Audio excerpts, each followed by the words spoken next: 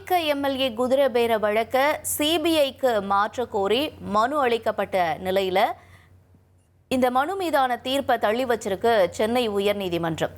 விவரங்களோட செய்தியாளர் சுரேஷ் இணைஞ்சிருக்கிறாரு. சுரேஷ், இந்த மனுவை தாக்கல் செஞ்சது யாரு? இப்ப நீதிமன்றம் என்ன சொல்றாங்க வழக்கு தொடர்பா?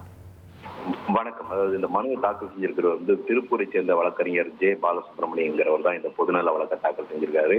அவரு அந்த மனுவில் என்ன சொல்லியிருக்காருன்னா, குதிரை பேரம் பேசிய தொடர்பாக ஊத்தங்கரை தாவேகா எம்எல்ஏ இளையராஜா புகார் அளித்து 4 நாட்களுக்கு பிறகுதான் வழக்கு பதிவு செஞ்சிருக்காங்க. புகார் கிடைக்கிறதுக்கு முன்னாடியே இந்த விவகாரம் தொடர்பாக ஆரம்பகட்ட விசாரணை நடத்தப்பட்டிருக்குது. இதுல இருந்து ஏற்கனவே இதை வழக்கு பதிவு செய்யணும்ன்ற ஒரு முடிவோட திருவல்லிக்கேணி போலீசார் செயல்பட்டு இருக்கிறது சந்தேகத்தை ஏற்படுத்தி இருக்குது. அது மட்டும் இல்லாம ஊழல் தடுப்பு சட்டத்தின் கீழே அளிக்கப்படக்கூடிய புகார்களை லஞ்ச ஒழிப்புத்துறை தான் விசாரிக்கணும். அப்படி இருக்கும் போது திருவல்லிக்கேணி போலீசார் இந்த வழக்கு பதிவு செஞ்சதுல ஒரு அரசியல் உள்நோக்கம் இருக்கிறதா தெரியுதுன்னு அந்த மனுவில் அவர் சொல்லியிருக்காரு. அது மட்டும் இல்லாம அதிமுக எம்எல்ஏக்கள் ராஜினாமா செஞ்சுட்டு தாவேகால இணைஞ்சது, மதிமுகவை சேர்ந்த 2 எம்எல்ஏக்களை ராஜினாமா செய்யும்படி முதலமைச்சர் விஜய் தெரிவித்ததாக வைகோ பேட்டி அளித்தது, திமுக எம்எல்ஏக்கள் ஆஸ்டின் சீனிவாசன் உள்ளிட்டோர் தங்களை ராஜினாமா செய்யும்படியும் அதுக்கு பதிலாக அமைச்சர் பதவி வழங்குவதாகவும் ஆளுங்கட்சி அமைச்சர் பேரம் பேசுவதாக தெரிவித்தது. அது மட்டும் இல்லாம அனிதா ராதாகிருஷ்ணன் தெரிவித்த அந்த குற்றச்சாட்டு, அதாவது தன்னை தாவேகாவில் இணையும்படி இந்த வழக்கில் கைது செய்யப்பட்டிருந்த நிலையில தன்னை காவல்துறையினர் நிர்பந்தித்ததாக புகார் தெரிவித்தது. இது எல்லாமே சிபிஐ விசாரணைக்கு உத்தரவிடணும் அப்படின்ற கோரிக்கை அந்த மனுவில் முன்வைக்கப்பட்டிருக்குது.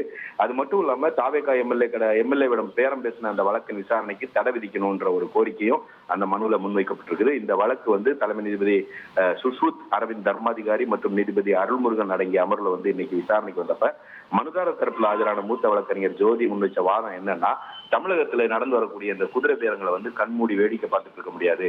பூத்தங்கரையில இருந்து சென்னைக்கு அந்த எம்எல்ஏ புகார் அளிச்சிருக்காரு. அந்த புகார்ல வழக்கு பதிவு செஞ்ச போலீசார் 5 திமுக எம்எல்ஏக்கள் சம்பந்தமான புகார் மேல எந்த ஒரு நடவடிக்கையும் எடுக்கல.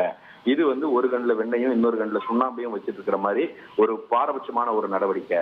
ஊத்தங்கரை எம்எல்ஏ புகார்ல கைது செய்யப்பட்டவர்களை தங்களை கட்டாயப்படுத்தி வாக்குமூலம் வாங்கினதா அவங்க சொல்லியிருக்கிறாங்க என்ற ஒரு வாதத்தை அவர் முன்வச்சாரு. தமிழக அரசு தரப்பில் ஆஜரான தலைமை வழக்கறிஞர் விஜய் நாராயணன் என்ன சொல்றாருன்னா, புகார் அளிச்சவங்க யாரும் இந்த வழக்கு தாக்கல் செய்யல. அதாவது எதிர்கட்சி எம்எல்ஏக்களுக்கு புகார் குதிரை பேரம் நடத்தினதா சொல்லக்கூடிய அந்த புகாரை சொன்னவங்க யாருமே இந்த வழக்கை தாக்கல் செய்யல.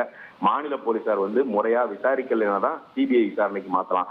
இந்த வழக்கை பொறுத்த வரைக்கும், அதாவது ஊத்தங்கரை எம்எல்ஏ வழக்கை பொறுத்த வரைக்கும் பலர் கைது செய்யப்பட்டிருக்காங்க, ஆதாரங்கள் சேகரிக்கப்பட்டிருக்கிறதுனால இதை சிபிஐக்கு மாற்றக்கூடாது என்ற ஒரு வாதத்தை முன்வைச்சாங்க.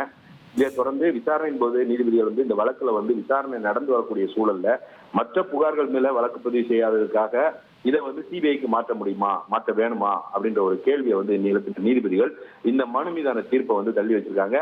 அநேகமாக இன்று இரவுக்குள், அதாவது இந்த மாலைக்குள் இந்த வழக்குல உத்தரவுகள் பிறப்பிக்கப்படும் என்று எதிர்பார்க்கப்படுகிறது. இனி செல்லும் இடமெல்லாம் செய்தி. தந்தை டிவியின் வாட்ஸ்அப் சேனலை ஃபாலோ பண்ணினா செல்ல இருக்கும் இடமெல்லாம் செய்தி. இதோ QR கோட், இப்பவே ஸ்கேன் பண்ணுங்க, ஃபாலோ பண்ணுங்க.